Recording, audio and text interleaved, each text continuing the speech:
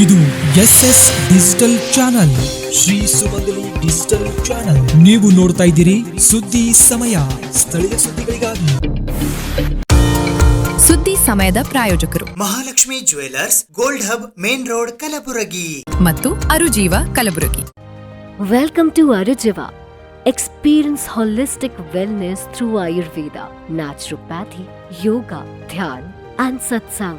A state-of-the-art gym, serene wellness spaces, a refreshing swimming pool, comfortable accommodations and a sprawling 30-acre green farm provides everything you need for your healing. Come, heal and rediscover yourself. Arujiva, where ancient wisdom meets modern wellness.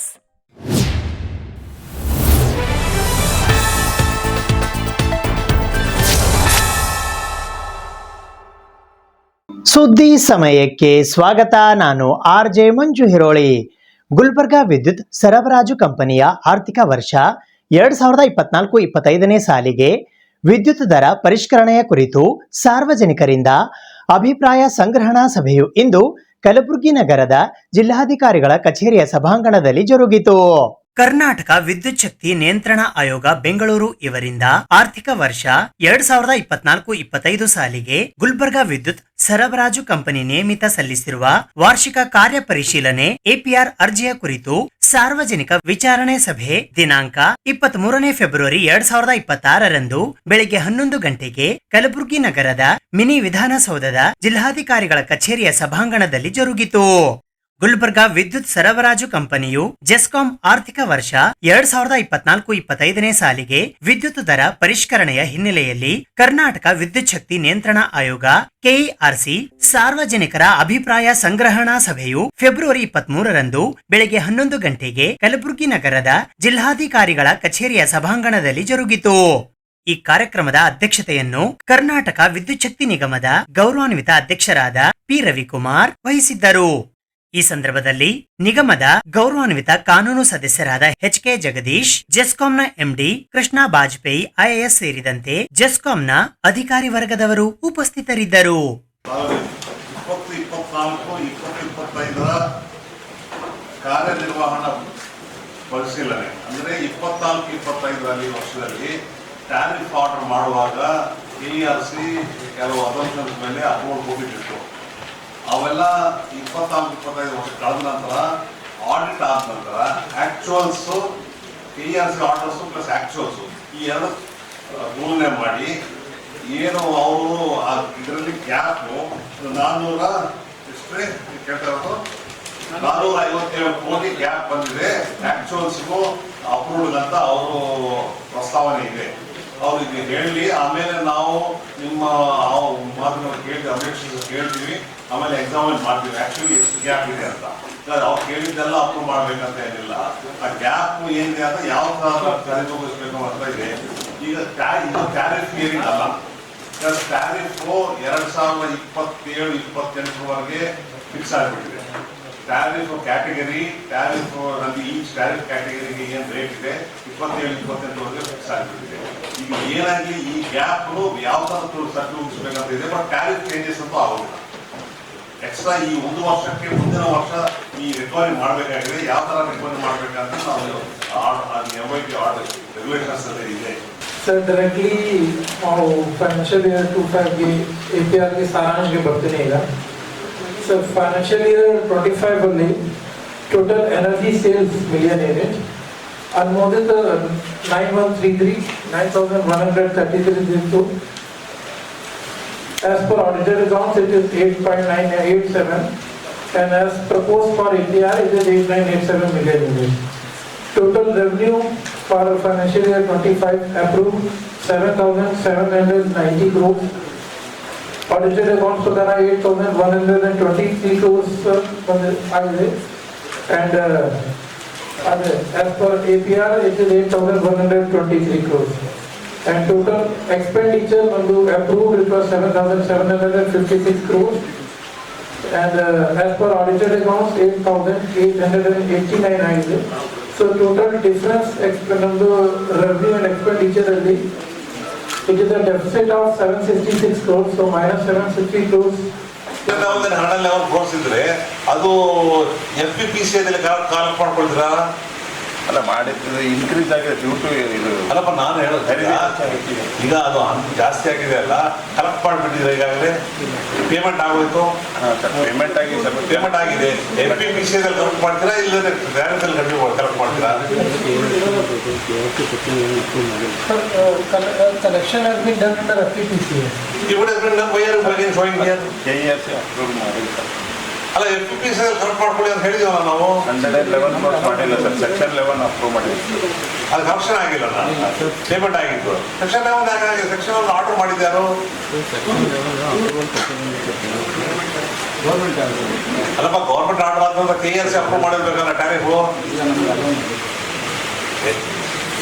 24-25 KERC approve ಆಗಿದೆ ಅಲ್ಲ tariff. Sir section 11 KERC ಅವ್ರು approved ಅಲ್ಲಿ consider ಮಾಡ್ಕೊಂಡಿರಲ್ಲ sir. Section 11 power purchase ಮಾಡ್ಕೊಂಡಿರ್ತೀವಲ್ಲ sir. Section 11 ಮಾಡಿದ್ರಿ. Section 11 order ಮಾಡಿ KERC tariff fix ಆಗಿದೆನಾ? Sir provisional tariff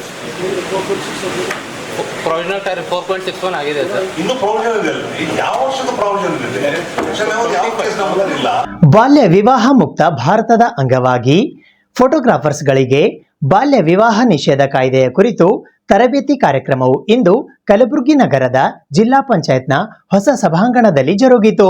Karnataka ಸರ್ಕಾರ ಮಕ್ಕಳ ರಕ್ಷಣಾ ನಿರ್ದೇಶನಾಲಯ ಬೆಂಗಳೂರು, ಜಿಲ್ಲಾಡಳಿತ, ಜಿಲ್ಲಾ ಪಂಚಾಯತ್, ಜಿಲ್ಲಾ ಕಾನೂನು ಸೇವೆಗಳ ಪ್ರಾಧಿಕಾರ, ಮಹಿಳಾ ಮತ್ತು ಮಕ್ಕಳ ಅಭಿವೃದ್ಧಿ ಇಲಾಖೆ, ಕಲಬುರಗಿ ಜಿಲ್ಲಾ ಫೋಟೋಗ್ರಾಫರ್ಸ್ ಅಸೋಸಿಯೇಷನ್, ಜಿಲ್ಲಾ ಮಕ್ಕಳ ರಕ್ಷಣಾ ಘಟಕ, ಮಕ್ಕಳ ಸಹಾಯವಾಣಿ 1098-112 ಹಾಗೂ ಕಲಬುರಗಿ ಜಿಲ್ಲೆಯ ವಿವಿಧ ಇಲಾಖೆಗಳ ಸಂಯುಕ್ತ ಆಶ್ರಯದಲ್ಲಿ ಬಾಲ್ಯ ವಿವಾಹ ಮುಕ್ತ ಭಾರತ ಅಂಗವಾಗಿ ಬಾಲ್ಯ ವಿವಾಹ ನಿಷೇಧ ಕಾಯ್ದೆ ಕುರಿತು ಫೋಟೋಗ್ರಾಫರ್ಸ್ ಇವರಿಗೆ ತರಬೇತಿ ಕಾರ್ಯಕ್ರಮವು ದಿನಾಂಕ 23 ಫೆಬ್ರವರಿ 2026 ಬೆಳಗ್ಗೆ 11 ಗಂಟೆಗೆ ಕಲಬುರಗಿ ನಗರದ ಜಿಲ್ಲಾ ಪಂಚಾಯತ್ ಹೊಸ ಸಭಾಂಗಣದಲ್ಲಿ ಜರುಗಿತು. ಈ ಕಾರ್ಯಕ್ರಮದ ಉದ್ಘಾಟಕರಾಗಿ ಜಿಲ್ಲಾ ಕಾನೂನು ಸೇವೆಗಳ ಪ್ರಾಧಿಕಾರ ಕಲಬುರಗಿಯ ಸದಸ್ಯ ಕಾರ್ಯದರ್ಶಿಗಳು ಹಾಗೂ ಮಾನ್ಯ ಹಿರಿಯ ಸಿವಿಲ್ ನ್ಯಾಯಾಧೀಶರಾದ ಗೌರವಾನ್ವಿತ ಶ್ರೀನಿವಾಸ್ ನವಲೆ ಆಗಮಿಸಿದ್ದರು. ಮುಖ್ಯ ಅತಿಥಿಗಳಾಗಿ Jagadevappa PD, DRDP Mahesh, Meghannavar ASP, Kalaburagi ಜಿಲ್ಲಾ ಫೋಟೋಗ್ರಾಫರ್ಸ್ ಅಸೋಸಿಯೇಷನ್ನ ಅಧ್ಯಕ್ಷರಾದ ಬಸವರಾಜ ಸಿ ತೋಟರ್ ಆಗಮಿಸಿದ್ದರು. ಈ ಸಂದರ್ಭದಲ್ಲಿ ಮಹಿಳಾ ಮತ್ತು ಮಕ್ಕಳ ಅಭಿವೃದ್ಧಿ ಅಧಿಕಾರಿಗಳಾದ ಶಿವಶರಣಪ್ಪ, ಜಿಲ್ಲಾ ಮಕ್ಕಳ ರಕ್ಷಣಾ ಘಟಕ ಕಲಬುರಗಿಯ ಜಿಲ್ಲಾ ಮಕ್ಕಳ ರಕ್ಷಣಾಧಿಕಾರಿಗಳಾದ ಮಂಜುಳಾ ವಿ ಪಾಟೀಲ್ ಸೇರಿದಂತೆ ಇತರೆ ಅಧಿಕಾರಿಗಳು ಉಪಸ್ಥಿತರಿದ್ದರು. ಈಗ ಬಾಲ್ಯ ವಿವಾಹ ಮುಕ್ತ ಭಾರತ್ ಇದು 2024ರಲ್ಲಿ ನಮ್ಮ ಪ್ರಧಾನಮಂತ್ರಿಯವರು ಇದನ್ನ ಲಾಂಚ್ ಮಾಡಿದ್ರು. ಇದರ ಉದ್ದೇಶ ಏನು ಅಂತಂದ್ರೆ 2030 ವೇಳೆಗೆ ಬಾಲ್ಯ ವಿವಾಹ ಮುಕ್ತ ಅಂದ್ರೆ ಶೂನ್ಯ ಮಾಡಬೇಕು ಅಂತ ಹೇಳಿ ಇರೋದು. 2026 ಆಲ್ರೆಡಿ ಬಂದ್ಬಿಟ್ಟಿದೀವಿ, 2 ತಿಂಗಳು ಮುಗಿಯಕ್ಕೆ ಬಂತು. 2026 ವೇಳೆಗೆ 10% ಅಂದ್ರೆ ಏನು ಬಾಲ್ಯ ವಿವಾಹ ನಡೀತಾ ಇತ್ತು ಅದರ 10% ಕಡಿಮೆ ಮಾಡಬೇಕು ಅಂತ ಇನ್ನು 10 ತಿಂಗಳಿದೆ. ಅದಕ್ಕೆ ನಾವು ನೀವು ಎಲ್ಲ ಸೇರಿ ಶ್ರಮಿಸೋಣ. ಇದು ಒಂದು ಮೇನು ಸುಸ್ಥಿರ ಅಭಿವೃದ್ಧಿ ಗುರಿ, ಒಂದು 5ನೇ ಗುರಿ ಇದೆ, ಲಿಂಗ ಸಮಾನತೆ ಅಂತ ಹೇಳಿ. ಆ ಗುರಿಯಲ್ಲಿ ಅಂದ್ರೆ ಒಂಥರ ಕೆಟ್ಟದಾಗಿರೋ ಪ್ರಾಕ್ಟೀಸಸ್, ಬಾಲ್ಯ ವಿವಾಹ ಒಂದು ಕೆಟ್ಟದಾಗಿರೋ ಪ್ರಾಕ್ಟೀಸ್ ಅಲ್ಲೇ ಬರುತ್ತೆ. ಇದನ್ನ ನಾವು ಹೋಗ್ಲಾಡಿಸ್ಬೇಕಾಗುತ್ತೆ. ಈ ಗುರಿನ ನಾವು ಸಾಧನೆ ಮಾಡ್ಬೇಕಂದ್ರೆ ಬಾಲ್ಯ ವಿವಾಹನ ನಾವು ಸಂಪೂರ್ಣವಾಗಿ ನಿರ್ಮೂಲನೆ ಮಾಡಬೇಕಾಗುತ್ತೆ. ನಮ್ಮ ಇದರಲ್ಲಿ ಭಾರತದಲ್ಲಿ ಛತ್ತೀಸ್ಗಢದ ಬಲೋದಾ ಜಿಲ್ಲೆ 2020ರಲ್ಲಿ ಬಾಲ್ಯ ವಿವಾಹ ಮುಕ್ತ ಜಿಲ್ಲೆಯಾಗಿ ಅದನ್ನ ಘೋಷಣೆ ಮಾಡಿದ್ದಾರೆ. ಹಾಗೇನೆ ಅಲ್ಲಿ 436 ಗ್ರಾಮ ಪಂಚಾಯಿತಿ ಮತ್ತೆ 9 ನಗರಸಭೆಗಳಲ್ಲಿ ಬಾಲ್ಯ ವಿವಾಹ ಮುಕ್ತ ಅಂತ ಹೇಳಿ ಫುಲ್ ಜಿಲ್ಲೆನೇ ಬಾಲ್ಯ ವಿವಾಹ ಮುಕ್ತ ಅಂತ ಹೇಳಿ ಘೋಷಣೆ ಮಾಡಿದ್ದಾರೆ. 17/9/2025ರಲ್ಲಿ ಸೂರಜ್ಪುರ ಜಿಲ್ಲಾಡಳಿತ 75 ಗ್ರಾಮ ಪಂಚಾಯಿತಿಗಳನ್ನು ಬಾಲ್ಯ ವಿವಾಹ ಮುಕ್ತ ಪಂಚಾಯಿತಿ ಅಂತ ಮಾಡಿದ್ದಾರೆ. ನಮಗೂ ಇದೆ. ಈಗ ನಾವು ಒಂದು ಗ್ರಾಮ ಪಂಚಾಯಿತಿ ಪ್ರತಿಯೊಂದು ಜಿಲ್ಲೆಗೆ ಒಂದು ಗ್ರಾಮ ಪಂಚಾಯಿತಿನ ಆಯ್ಕೆ ಮಾಡ್ಕೊಳ್ಳಿ ಅಂತಿದೆ. ಇದಕ್ಕೆ ನಾವು ಪ್ರಚಾರ ಕೊಟ್ಟಿದ್ದೀವಿ. ಆದರೆ ಯಾವ ಗ್ರಾಮ ಪಂಚಾಯಿತಿಯಿಂದಲೂ ಇನ್ನೂ ಒಂದು ಅಪ್ಲಿಕೇಶನ್ ಬಂದಿಲ್ಲ. ಬಾಲ್ಯ ವಿವಾಹ ಅಂದರೆ ವಿವಾಹ ಮದುವೆ ಅಂದರೆ ನಮ್ಮ ಸಮಾಜದಲ್ಲಿ ಒಂದು ಸಾಮಾಜಿಕ ವ್ಯವಸ್ಥೆಯಲ್ಲಿ 2 ಆತ್ಮಗಳ ಮಿಲನ ಅಂತ ಕರೀತೇವೆ. ಸಮಾಜ ಒಪ್ಕೊಂಡು ಈ ಗಂಡ ಮತ್ತು ಹೆಂಡತಿ ಅಥವಾ ಒಂದು ಹೆಣ್ಣು ಒಂದು ಗಂಡು ಜೊತೆಯಾಗಿ ಬಾಳಿ ಲೈಂಗಿಕ ಸುಖದ ಜೊತೆ ಸಂತಾನೋತ್ಪತ್ತಿ ಮಾಡಿ ಜೀವನವನ್ನು ಸಾಗಿಸಿ ತದನಂತರ ಮಕ್ಕಳನ್ನು ಪೋಷಿಸಿ ಅವರನ್ನು ಬೆಳೆಸಿ ನಂತರ ತಾವು ಆ ಕುಟುಂಬದಲ್ಲಿ ವೃದ್ಧರಾದಾಗ ಅವರಿಂದ ಆಶ್ರಯ ಪಡೆದು ಒಂದು ಜೀವನದ ಸಾರ್ಥಕತೆಯನ್ನು ಪಡೆಯುವಂತಹ ಒಂದು ಕ್ರಿಯೆ ಮದುವೆಯಿಂದ ಪ್ರಾರಂಭ ಆಗ್ತದೆ. ಈ ಮದುವೆಗೆ ಆಗಬೇಕು ಅಂತಂದರೆ ಪ್ರಬುದ್ಧತೆ ಬೇಕು. ಪ್ರಬುದ್ಧತೆ ಅಂದರೆ ಇದಕ್ಕೆ ವಯಸ್ಸಿನ ಒಂದು ಇದು ಬೇಕು. ಆ ವಯಸ್ಸು ಮೀರಿದ ನಂತರ ಮಾಡಿಕೊಳ್ಳುವಂತಹ ಒಂದು ಅಬಿಲಿಟಿ ಬಂದಾಗ ಮದುವೆ ಅನ್ನುವಂಥದ್ದನ್ನು ಮಾಡ್ತಾರೆ. ಆದರೆ ಕಾರಣಗಳಿಂದ ನಮ್ಮ ದೇಶದಲ್ಲಿ ಈ ಮದುವೆ ಅನ್ನೋದು ಕೆಲವೊಂದು ಕಡೆ ಏನು ಮಾಡಿದ್ರು, ಬಾಲ್ಯ ವಿವಾಹಕ್ಕೆ ಮಕ್ಕಳನ್ನು ಮದುವೆ ಮಾಡೋಕ್ಕೆ ಪ್ರಾರಂಭ ಮಾಡಿ. ಅದು ತಪ್ಪು. ಅವರಿಗೆ ಈ ಬಾಲ್ಯ ವಿವಾಹ ಅಂತ ಯಾವಾಗ ಕರಿತೀವಿ ಅಂತಂದರೆ 18 ವರ್ಷದ ಕೆಳಗಿನ ಹುಡುಗಿ ಮತ್ತು 21 ವರ್ಷದ ಕೆಳಗಿನ ಹುಡುಗನಿಗೆ ಮಾಡಿದಾಗ ಬಾಲ್ಯ ವಿವಾಹ ಅಂತೇವೆ. ಅದು ಹುಡುಗನಿಗೆ 21ರದ ಆಗಿತ್ತು, ಹುಡುಗಿ ಮಾತ್ರ 18ರ ಒಳಗಿದ್ದು ಅದು ಬಾಲ್ಯ ವಿವಾಹನೇ ಆಗ್ತದೆ. ಜಾಸ್ತಿ ಕೇಸು ಇಂಥವೇ ಇರ್ತವೆ. ಈ ರೀತಿಯಾದಂಥದ್ದು ಇವರು ಕಾನೂನಿನ ಪ್ರಕಾರ ಮತ್ತು ಸಾಮಾಜಿಕವಾಗಿ ನೋಡಿದಾಗಲೂ ಸಹ ಮದುವೆಗೆ ಸಿದ್ಧರಿಲ್ಲದಂತಹ ವಯಸ್ಸಿನಲ್ಲಿ ಅವರಿಗೆ ಮದುವೆ ಮಾಡುವಂಥದ್ದನ್ನು ಅನುಸರಿಸಿಕೊಂಡು ನಮ್ಮ ಸಮಾಜದಲ್ಲಿ ಬಂದಿದ್ದಾರೆ. ಇದು ಸಾಮಾಜಿಕ ಪಿಡುಗು. ಇದರ ವಿರುದ್ಧ ಒಂದು ಹೋರಾಟ ಮಾಡಲಿಕ್ಕೆ ನೀವು ಒಂದು ಈ ಮದುವೆಯ ಒಂದು ಭಾಗ ಆಗ್ತೀರಾ. ಹೇಗೆ ಅಂತಂದರೆ, ಮದುವೆ ಇವತ್ತು ಹಲವಾರು ಕಾರ್ಯಕ್ರಮಗಳ ಸಂಪ್ರದಾಯಗಳ ಒಂದು ಎಲ್ಲ ಕೂಡಿದ ಒಂದು ಮೊತ್ತ. ಒಂದು ಮದುವೆಯಲ್ಲಿ ಒಂದೇ ಒಂದು ಕಾರ್ಯಕ್ರಮ ಇರಲ್ಲ, ಹಲವು ಕಾರ್ಯಕ್ರಮಗಳಿರ್ತವೆ. ಹಿಂದಿನ ದಿವಸ ಒಂದು ಕಾರ್ಯಕ್ರಮ ಇರ್ತದೆ, ಸುರುಗಿ ಇರ್ತದೆ, ಅರಶಿನ ಕಾರ್ಯಕ್ರಮ, ಒಳಗಿನ ದೇವರ ಪೂಜೆ, ಹೊರಗಿನ ದೇವರ ಪೂಜೆ, ಹೀಗೆ ಹಲವು ಕಾರ್ಯಕ್ರಮಗಳ ಕೂಡಿ ಒಂದು ಮದುವೆ ಅಂತ ಆಗ್ತದೆ. ಆ ಮದುವೆಯಲ್ಲಿ ಫೋಟೋಗ್ರಾಫರ್ಸ್ ಇಲ್ಲ ಅಂದ್ರೂ ಮದುವೆ ಆಗಲ್ಲ, ಅಂಥ ಒಂದು ಇದು ಇದೆ. ಪೂಜಾರಿಗಳು ಬೇಕು, ತಾವು ಬೇಕು ಅಂದಾಗ ಮದುವೆ ಆಗ್ತದೆ.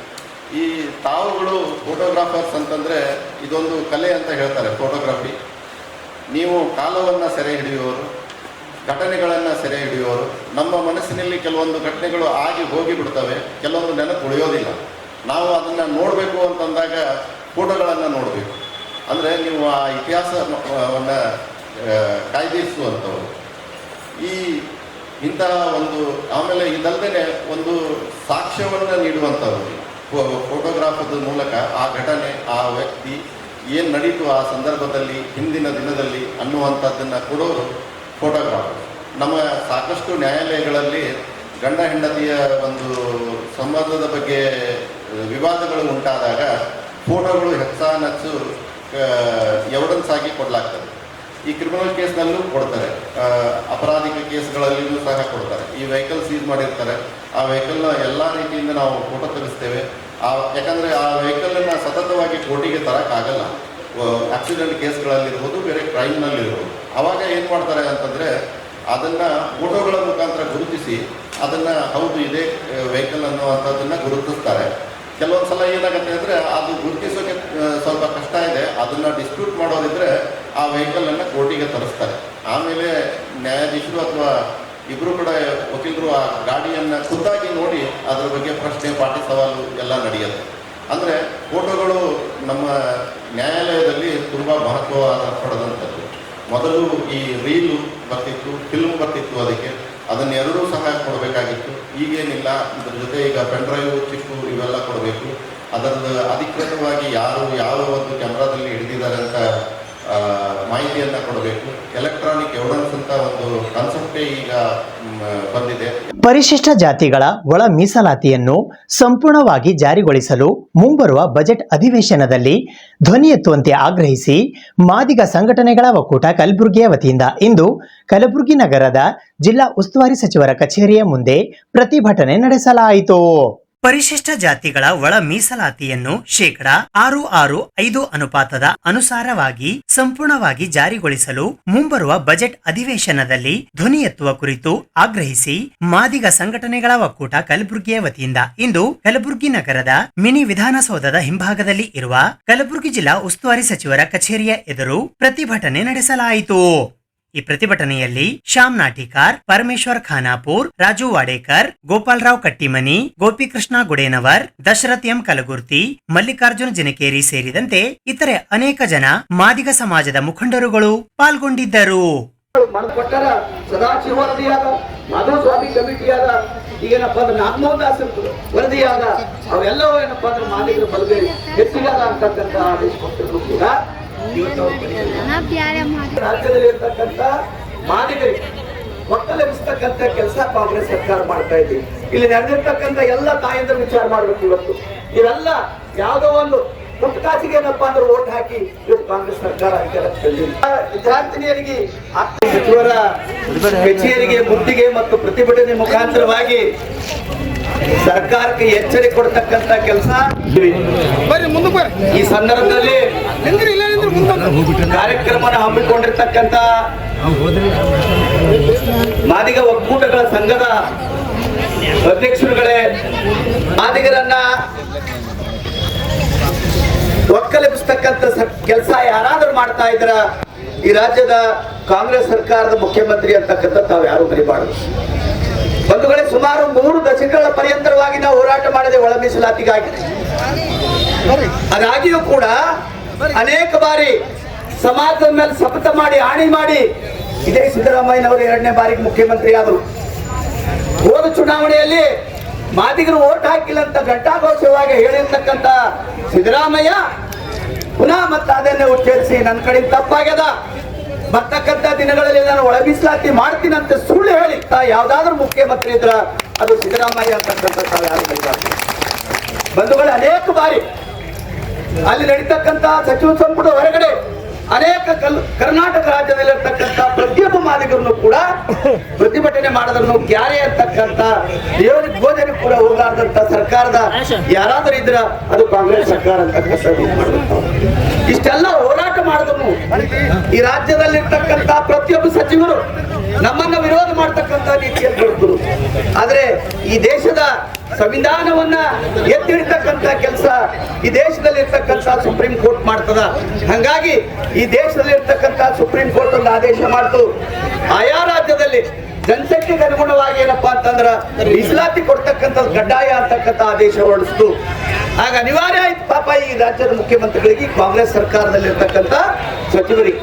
ಯಾಕಂದ್ರೆ ಅವ್ರಿಗೆ ಮಾಡ್ಬೇಕಾಗಿರ್ತಕ್ಕಂಥ ಇಚ್ಛಾಶಕ್ತಿನೇ ಇಲ್ಲ. ಕೇವಲ ಮಾದಿಗರನ್ನ ವೋಟ್ ಬ್ಯಾಂಕ್ ಆಗಿ ಪರಿವರ್ತನೆ ಮಾಡ್ಕೊಳ್ತಕ್ಕಂಥ ಹುನ್ನಾರದಲ್ಲಿ ಕಾಂಗ್ರೆಸ್ ಇರತಕ್ಕಂಥ ನಿಸ್ಸೀಮ ನಾಯಕರು ಯಾರಾದ್ರೂ ಇದ್ರ ಈ ರಾಜ್ಯದಲ್ಲಿ ಇರ್ತಕ್ಕಂಥ ಸಚಿವ ಸಂಪುಟದಲ್ಲಿ ಇರ್ತಕ್ಕಂಥ ಎಲ್ಲ ಸಚಿವರು ಅಂತಕ್ಕಂಥ ನಾವು ಪದೇ ಪದೇ ಮೋಸ ಹೋಗ್ತಾ ಇದ್ದೀವಿ. ಚುನಾವಣೆ ಬಂದಾಗ ಗ್ಯಾರಂಟಿಗಳ ಮುಖಾಂತರ 6ನೇ ಗ್ಯಾರಂಟಿ ಕೊಡ್ತಾರ ಪಾಪಿ ರಾಜ್ಯದ ಮುಖ್ಯಮಂತ್ರಿಗಳು. ಏನಂತ ಕೊಡ್ತಾರ? 5 ಗ್ಯಾರಂಟಿ ಆದ್ಮೇಲೆ 6ನೇ ಗ್ಯಾರಂಟಿ ಒಳ ಮೀಸಲಾತಿ ಜಾರಿ ಮಾಡೋದು ಅಂತಕ್ಕಂಥದ್ದು. ಆ ಒಳ ಮೀಸಲಾತಿ ಜಾರಿ ಮಾಡ್ಲಕ್ ಸುಪ್ರೀಂ ಕೋರ್ಟ್ ಕೊಟ್ಟು 1 ವರ್ಷದ ನಂತರನು ಕೂಡ ಇವ್ರು ಯಾರು ಮಾಡ್ತಕ್ಕಂಥ ಗೋಜಿಗೆ ಹೋಗ್ಲಿಲ್ಲ ಪಾಪ. ಹಿಂದೆ ಸದಾಶಿವ ಆಯೋಗದ ವರದಿ ಇದೆ, ಒಂದು ವರದಿ ಕೊಟ್ಟು ಯಡಿಯೂರಪ್ಪನವ್ರ ಸರ್ಕಾರದಲ್ಲಿ ಇರ್ತಕ್ಕಂಥ ಸಂದರ್ಭದಲ್ಲಿ ಸದಾನಂದ ಗೌಡ ಅವರಿಗೆ ಕೊಡ್ತು. ಅದಾದ ನಂತರ ಮತ್ತೆ ಬಿಜೆಪಿಯಲ್ಲಿ ಇರ್ತಕ್ಕಂಥ ಮಾಧವಸ್ವಾಮಿ ಕಮಿಟಿ ವರದಿ ಕೊಡ್ತು. ಆ ಮಾಧವಸ್ವಾಮಿ ಕಮಿಟಿ ಸರ್ಕಾರ ಹೋಯ್ತು, ಆದ್ರೆ ಮತ್ತೆ ಕಾಂಗ್ರೆಸ್ ಸರ್ಕಾರ ಬಂತು. ಕಾಂಗ್ರೆಸ್ ಸರ್ಕಾರ ಬಂದಾಗ ಏನ್ ಹೇಳ್ತಾರಪ್ಪ ಅಂತಂದ್ರೆ ರಾಜ್ಯದ ಮುಖ್ಯಮಂತ್ರಿಗಳು ಅದು ಯಾವುದು ಸರಿ ಇಲ್ಲ. ಸುದ್ದಿ ಇನ್ನು ಇವೆ, ಸದ್ಯಕ್ಕೆ ಬ್ರೇಕ್. ಇದು SS ಡಿಜಿಟಲ್ ಚಾನಲ್, ಶ್ರೀ ಸುಮಂಗಲಿ ಡಿಜಿಟಲ್ ಚಾನಲ್. ನೀವು ನೋಡ್ತಾ ಇದ್ದೀರಿ ಸುದ್ದಿ ಸಮಯ, ಸ್ಥಳೀಯ ಸುದ್ದಿಗಳಿಗಾಗಿ. ಸುದ್ದಿ ಸಮಯದ ಪ್ರಾಯೋಜಕರು Mahalakshmi jewellers, gold hub, main road, Kalaburagi ಮತ್ತು ಅರುಜೀವ Kalaburagi. Welcome to Arujiva.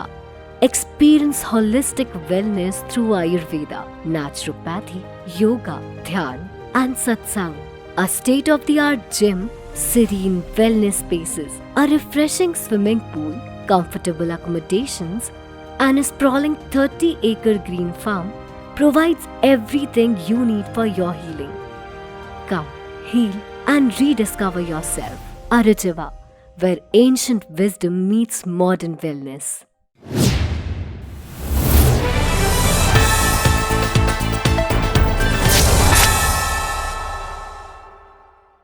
Karnataka ರಾಜ್ಯ ಕಟ್ಟಡ ಕಟ್ಟುವ ಮತ್ತು ಕಲ್ಲು ಒಡೆಯುವ ಕ್ವಾರಿ ಕಾರ್ಮಿಕರ ಸಂಘದ ವತಿಯಿಂದ ಇಂದು ಹೋರಾಟದ ಮೂಲಕ ಮನವಿ ಪತ್ರವನ್ನ ಸಲ್ಲಿಸಲಾಯಿತು. ಕರ್ನಾಟಕ ರಾಜ್ಯ ಕಟ್ಟಡ ಕಟ್ಟುವ ಮತ್ತು ಕಲ್ಲು ಒಡೆಯುವ ಕ್ವಾರಿ ಕಾರ್ಮಿಕರ ಫೆಡರೇಷನ್ ಎಐಟಿಯುಸಿ ರಾಜ್ಯ ಮಂಡಳಿಯ ಕರೆಯ ಮೇರೆಗೆ ಕಲಬುರಗಿ ಜಿಲ್ಲಾ ಸಮಿತಿಯ ಪರವಾಗಿ ಹೋರಾಟದ ಮೂಲಕ ಉಪಕಾರ್ಮಿಕ ಆಯುಕ್ತರು ಹಾಗೂ ಕರ್ನಾಟಕ ಕಟ್ಟಡ ಮತ್ತು ಇತರೆ ನಿರ್ಮಾಣ ಕಾರ್ಮಿಕರ ಕಲ್ಯಾಣ ಮಂಡಳಿ ಕಾಯ್ದೆಯಡಿ ಪ್ರಥಮ ಮೇಲ್ಮನವಿ ಪ್ರಾಧಿಕಾರಿಗಳು ಕಲಬುರಗಿ ಪ್ರಾದೇಶಿಕ ಕಲಬುರಗಿಗೆ ಮನವಿ ಪತ್ರವನ್ನ ಸಲ್ಲಿಸಲಾಯಿತು. ಈ ಸಂದರ್ಭದಲ್ಲಿ ರಾಜ್ಯ ಕಾರ್ಯಾಧ್ಯಕ್ಷರಾದ ಪ್ರಭುದೇವ್ ಯಳಸಂಗಿ, ಎಐಟಿಯುಸಿ ಜಿಲ್ಲಾ ಅಧ್ಯಕ್ಷರಾದ ಎಚ್ಎಸ್ ಪತಕಿ, ಎಐಟಿಯುಸಿ ಜಿಲ್ಲಾ ಕಾರ್ಯದರ್ಶಿ ಹನುಮಂತರಾಯ ಅಟ್ಟೂರ್, ಜಿಲ್ಲಾ ಉಪಾಧ್ಯಕ್ಷರಾದ ಮಾನಪ್ಪ ಇಜೇರಿ, ಜಿಲ್ಲಾ ಪ್ರಧಾನ ಕಾರ್ಯದರ್ಶಿಗಳಾದ ಶಿವಲಿಂಗಮ್ಮ ಲೆಂಗಟೀಕರ್, ಎನ್ಎಫ್ಐಡಬ್ಲ್ಯೂ ಜಿಲ್ಲಾ ಅಧ್ಯಕ್ಷರಾದ ಪದ್ಮಾವತಿ ಎನ್ ಪಾಟೀಲ್, ನಿಂಬರ್ಗಾ ವಲಯದ ಅಧ್ಯಕ್ಷರಾದ ಯಲ್ಲಪ್ಪ ಮಾಂಗ್, ಆಳಂದ ತಾಲೂಕಾ ಅಧ್ಯಕ್ಷರಾದ ದತ್ತಾತ್ರೇಯ ಕಬಾಡೆ, ಆಳಂದ ತಾಲೂಕಾ ಸಮಿತಿಯ ಕಾರ್ಯದರ್ಶಿಗಳಾದ ಜಗನ್ನಾಥ ಗುಂಡುಗುರ್ತಿ ಸೇರಿದಂತೆ ಇತರೆ ಅನೇಕರು ಪಾಲ್ಗೊಂಡಿದ್ದರು. ಎಲ್ಲಿವರೆಗೆ ಹೋರಾಟ, ಎಲ್ಲಿವರೆಗೆ ಹೋರಾಟ? ಅಂಬೇಡ್ಕರ್ ಸೇವಾ ಕೇಂದ್ರ ರದ್ದು ಮಾಡಲೇಬೇಕು, ಮಾಡಲೇಬೇಕು. ಕಟ್ಟಡ ಕಾರ್ಮಿಕರಿಗೆ ಅಧಿಕಾರಿ ಹೇಳಿ ಧಿಕ್ಕಾರ. 3 ತಿಂಗಳ ವಿನಾಕಾರಣ ಕಾರ್ಮಿಕರಿಗೆ ತೊಂದರೆ ಕೊಡುತ್ತಿರುವ ಅಧಿಕಾರಿ ಹೇಳಿ ಧಿಕ್ಕಾರ. ಬೇಕೇ ಬೇಕು. ಇವತ್ತಿನ ದಿವಸ